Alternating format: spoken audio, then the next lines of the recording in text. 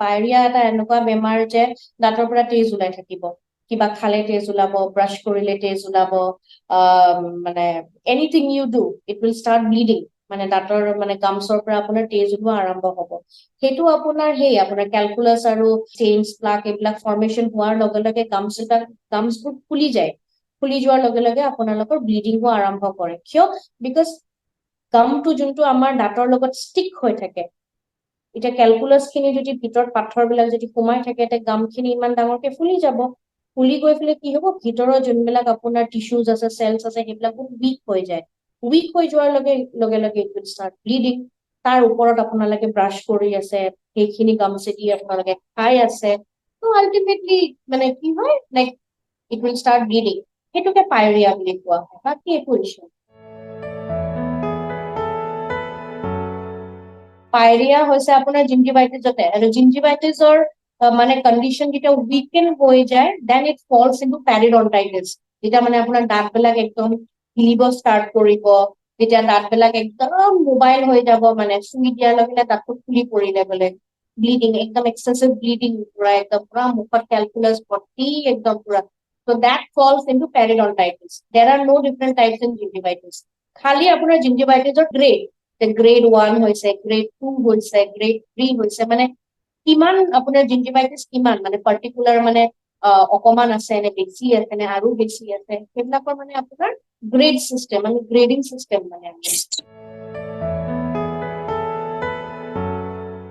পায়ৰিয়াৰ symptoms আপোনাৰ bleeding গামছ হ'ব, পায়ৰিয়াৰ symptoms থাকিব আপোনাৰ চেনচিটিভিটি, চিভিয়াৰ চেনচিটিভিটি হ'ব, পেইন কৰিব দাঁতবিলাকত, আৰু আপোনাৰ পুৰা গাম লেয়াৰটো একদম ৰেডিছ হ'ব, চুৱেলিং হৈ যাব, তাৰপিছত অকণ আপোনাৰ দাঁতবিলাক মবিলিটিও থাকিব, মোবাইল হোৱা মানে হিলা ষ্টাৰ্ট কৰিছে মাত্ৰ দাঁতবিলাক তেনেকুৱা, আৰু খাবলৈ অসুবিধা পাব অফকৰ্চ, বিকজ ইমান বেছি আপোনাৰ গামছ বিলাক চুৱেলিং হৈ গৈছে, তো খাবলে মানুহজনে চুবাবলে, যেতিয়া ভাত খাব কিবা খাব চুবাবলে অসুবিধা পাব।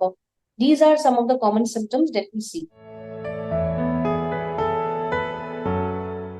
As soon as আপুনি মানে কিবা এটা ষ্টেইনছ দেখিছে, কিবা এটা ক্যাভিটি দেখিছে, any kind of dental issue আপোনালোকে নিজৰ মুখখনৰ ভিতৰত আপোনালোকে দেখিছে, যেনেকে আমি স্কিনত আমাৰ কিবা এটা ইয়াতে কিবা এটা হৈছে, আমুকত কিবা এটা হৈছে, তামুকত, লগে লগে উই এপ্ৰ'চ দ্য স্কিন ডক্টৰ। কিবা এটা পেটৰ বিষ উঠিছে, বহুত বেছি বিষ উঠিছে, লগে লগে we consult the doctor. Why don't our patients give that same priority to your tooth? যেতিয়া as soon as যেতিয়া মানে আপোনালোকে দাঁতত কিবা এটা প্ৰব্লেম দেখা পাইছে, লগে লগে আপোনালোকে নিয়েৰেষ্ট ডেন্টিষ্টক ওচৰত আহি পেলাই আপোনালোকে কনচাল্ট কৰক, কি প্ৰব্লেম হৈছে, কি প্ৰব্লেম হোৱা নাই, ডেন্টিষ্টে কৈ দিব আপোনালোকক। পায়ৰিয়া ট্ৰিট হ'ব আপোনাৰ স্কেলিঙৰ থ্ৰু দিয়ে ট্ৰিট হ'ব, স্কেলিঙৰ থ্ৰু দি ট্ৰিট হ'ব। যদি দাঁতবিলাক হিলি গৈছে, দাঁতবিলাক আমি উঠাই দিব লাগিব, এক্সট্ৰাক্ট কৰি দিব লাগিব, আৰু যেতিয়া গোটেই গাম লেয়াৰ আমাৰ হিলিং হৈ যাব, চুৱেলিং আৰু ব্লিডিং যেতিয়া গোটেই বন্ধ হৈ যাব, দেন আমি ফিক্সড নাইবা ৰিমুভেবল দাঁত আমি লগাই দিব পাৰো according to the patients choice. পেচেণ্টে যেনেকে বিচাৰিছে, দাঁত লগাব বিচাৰিছে, এতিয়া ফিক্স কৰি লগাব বিচাৰিছে, নাইবা আপোনাৰ খোলা মেলাটো লগাব বিচাৰিছে, as the patient says, we do it. Ultimately আমি স্কেলিঙে কৰিব লাগিব। Come to dentist, visit your dentist. Scaling কৰক, দাঁতবিলাক আপোনালোকে চাফা কৰি ৰাখক, ব্ৰাছ কৰক, ব্ৰাছিং টেকনিক প্ৰপাৰলি ৰাখক, ফ্লছিং কৰক, মাউথ ৱাছ কৰক, কিপ ইউৰ oral hygiene very proper.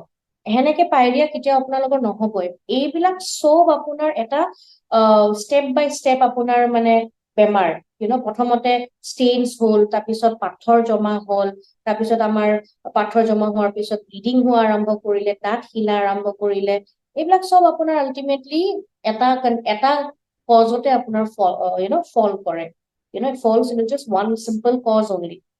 Okay, ত' আল্টিমেটলি যদি আপোনালোকে ছেভ কৰিব বিচাৰিছে, দেন ভালকে মুখৰ যত্ন লওক, মানে দাঁতকেইটাৰ যত্ন লওক।